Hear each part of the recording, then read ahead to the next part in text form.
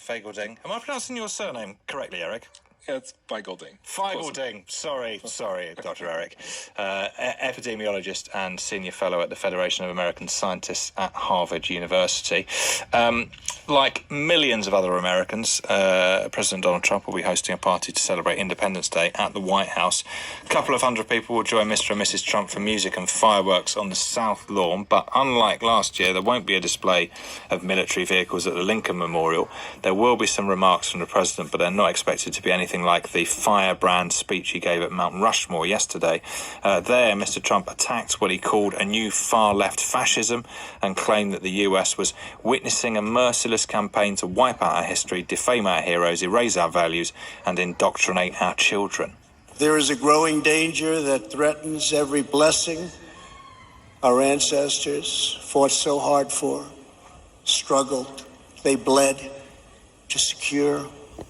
Our nation is witnessing a merciless campaign to wipe out our history, defame our heroes, erase our values, and indoctrinate our children.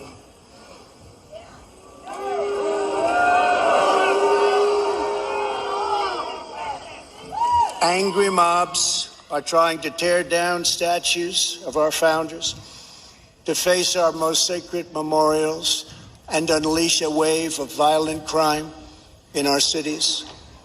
Many of these people have no idea why they're doing this, but some know exactly what they are doing. They think the American people are weak and soft and submissive. But no, the American people are strong and proud, and they will not allow our country and all of its values, history, and culture to be taken from them. As Mr. Trump stepped very firmly into this latest culture war, he also warned that attacks on statues or monuments will face lengthy jail sentences. Under the executive order I signed last week pertaining to the Veterans Memorial Preservation and Recognition Act and other laws, people who damage or deface federal statues or monuments will get a minimum of 10 years in prison.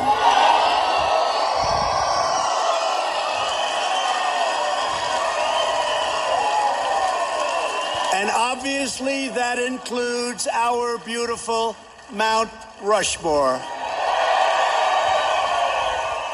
Well, it's slightly strange to hear a lengthy prison sentence getting such a huge cheer. Erol Morkoc is a spokesman for Republicans Overseas UK, and he joins me from Michigan. Happy 4th of July, Erol. Erol? Thank you very much, and thank you for having me. Not at all. Thank you very much, and thank you for having me. What did you make of the president's Rushmore speech? There's some commentators certainly describing it as one of the best of his political career.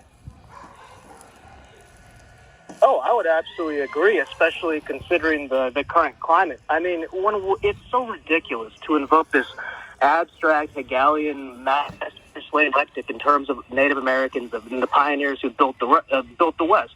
We didn't derive our identity from them, and likewise, the proud sovereign Native tribes of America didn't derive their identity from us.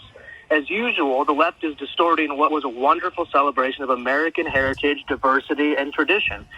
Trump's speech before the four giant faces of his predecessors signaled a presidential campaign that is now going to heavily lean into the grievances of a Nixonian silent majority that's horrified, petrified, mortified, stupefied, and disgusted by the protests and unrest that followed the death of George Floyd. This far-left fascism that demands absolute allegiance if you don't speak its language, perform its rituals, recite its mantras, and follow its commandments. As President Trump said, results in you being censored, banished, blacklisted, persecuted, and punished. And quite frankly, this is not going to happen to us. This was not a campaign event, but in the polarized world we live in, for all intent and purposes, it would not be unfair to call it campaign-esque. There's a merciless effort to erase American history, and Donald Trump is the elected president of the United States, and he won't let it happen. I'm an immigrant from Turkey to the United States, and Mount Rushmore is paramount to my own national identity as American. We don't forget our history, we won't forget our ancestors, and Mount Rushmore was a great platform to optically and rhetorically reinforce that for this upcoming battle for essentially the sovereignty of our nation. And I think that it was one of the most resounding events. My friends and colleagues on all sides of the aisles who I talked to privately, admitted like that was quite a tremendous display, and I think that the American people resoundingly, were proud and invigorated. It was a speech for all Americans of all diversity and all political parties. And just because Donald Trump is a polarizing president, it's easy to castigate what he does as always being focused on a one-track mind. But if being proud of America is a Republican thing, if the 4th of July is all of a sudden becoming a Republican holiday, well, that's not a good thing. And that's not the intent of the president or his supporters. We want everybody to see what happened at Mount Rushmore as a reaffirmation of our national heritage and go forward to build a more inclusive society where all stories are told. So I think that was one of the... It's interesting that you say it was a kind of a campaign-esque speech. Do you think it was largely aimed at his supporters, or was he speaking to the nation at large, in your view? Well, it's a tough thing to say because obviously the intent of the speech is always to all Americans. But as we come into this election, there's no really undecided. Statistically, the only group of undecideds out there would be Hispanic males. Everybody else has almost drawn party lines. So by default, almost everything Donald Trump does from now until Election Day and all the way through his second term, they're going to mischaracterize as being directed at one party. But everybody who I've spoken to, everybody who's a proud Republican and a proud American doesn't want that to be the way this is going. We want that to be a message to all Americans, and we want to appeal to the moderates. The far left ideological sycophants and PC malcontents will never come over. They would like to see things torn down rather than built up. They want to erase history in an Orwellian, hellscape, to pardon my language, to build a different country, a different non-Republican, non-liberal democratic order where free speech is on the chopping block. And I think that's Trump's biggest thing. He's here defending the Constitution, and that Constitution is for all Americans, regardless of your race, nationality, prior criminal history, anything whatsoever. And we're very sad to hear that, it's always seen that way, but we understand that is the way that it is. It's very polarized optics. Donald Trump, he did use it as a venue to showcase the American military, the flyovers and all that. And now that patriotism is being conflated with racism, and anybody who flies an American flag is being castigated as some sort of, commiseration individual, it's sad, but it's to be expected. It's more it's the Confederate flag more than the American flag, isn't it, that people would say that about?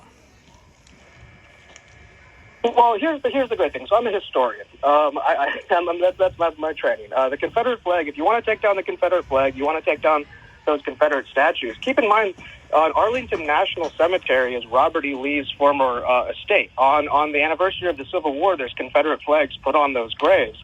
President Lincoln declared them Americans were in rebellion and did not have them buried as traitors. This isn't to say the Confederate flag is something that we want to put on a pedestal, but every single thing that you can point at the Confederate flag and say that it stood for, you could point at the 13 stars, the colonial flags, the state flags that were pioneers going out west. There's a as a historian, once you give one statue and one flag, then it all goes downhill. So Donald Trump isn't standing for the Confederate flag. He's a New York Democrat, who was until 2009. He's probably the most liberal president, the first president ever to accept gay marriage as the law of the land. He's not standing for the Confederacy. He's standing for American history. And as a historian, you saw how quickly Robert E. Lee's statue went down. 3 days later, it was George Washington. And then what's next? Martin Luther King, because he was anti-gay? Are we going to tear down every single person who had a misdeed? Look at the people who are terribly, horribly killed by the police in America. And then you go back and find one mistake in their history. Now we invalidate their death? My gosh, no. People are complex individuals. It's a bigger story. Thank you very much for your time. Erol Morkoc there, spokesman for Republicans Overseas UK. Let's have a quick look at the